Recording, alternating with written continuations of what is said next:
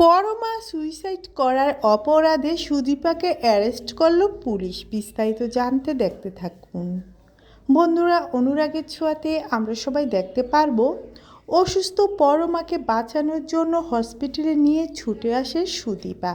ডক্টরকে বলতে লাগে ভুলভাল ওষুধ খেয়ে এমন অবস্থা হয়েছে, তাড়াতাড়ি করে যাতে করে চিকিৎসা শুরু করে।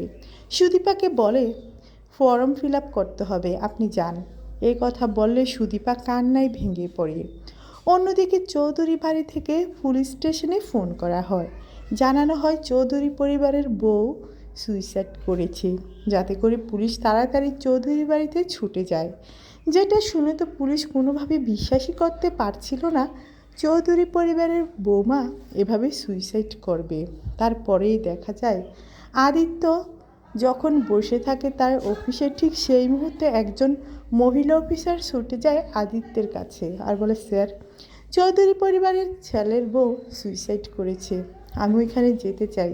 যেটা শুনে তো আদিত্য কোনোভাবেই নিজের কানকে বিশ্বাসই করতে পারছিল না তার বাড়িতে এমন খারাপ অবস্থা হয়েছে। আদিত্য মনে মনে ভাবতে লেগেছিল সুদীপই এমন কাজটা করেছে। কান্নায় ভেঙে পড়ে আদিত্য। অন্যদিকে দেখা যায় সুদীপার স্যার মনে মনে ভাবতে লাগে, সুদীপা, তুমি যদি কাঁদো তোমাকে না ভীষণ ভালো লাগে, আমি কখনো তোমাকে এভাবে কাঁদতে দিব না।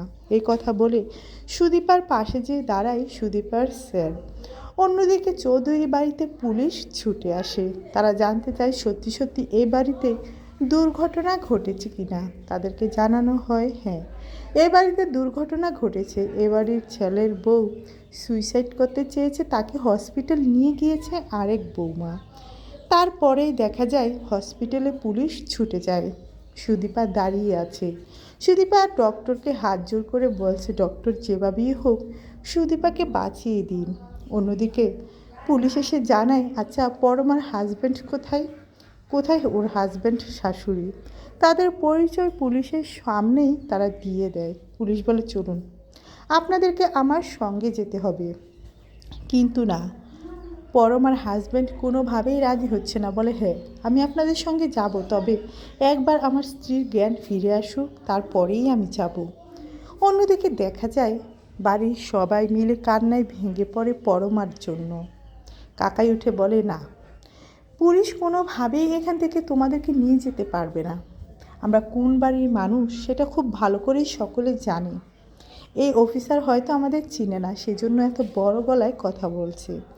কিছুক্ষণের মধ্যে পরমার বাবা মা ওঠে সুদীপাকে বলে, সে তো তোমারই ভুল হয়, যেভাবেই হোক তাকে তুমি বাঁচাও, বাঁচানোর চেষ্টা করো। আদিত্যকে পরমার হাজব্যান্ড বলছে, এই সমস্ত কিছুর জন্য তুই দায়ী থাকবি, তোকে আমি ক্ষমা করব না কখনো। আদিত্য মনে মনে বলতে লাগে, আমার কি করার ছিল, আমি কোথায় যাব, কেন সবাই মিলে আমাকে দোষারোপ করছে। এই কথা বলে আদিত্য কান্নায় ভেঙে পড়ে। অন্যদিকে সুদীপা বুঝতে পারছে না কিভাবে পরমাকে সুস্থ করে তুলবে। এবার কি হবে বন্ধুরা, শেষ পর্যন্ত কি হতে যাচ্ছে?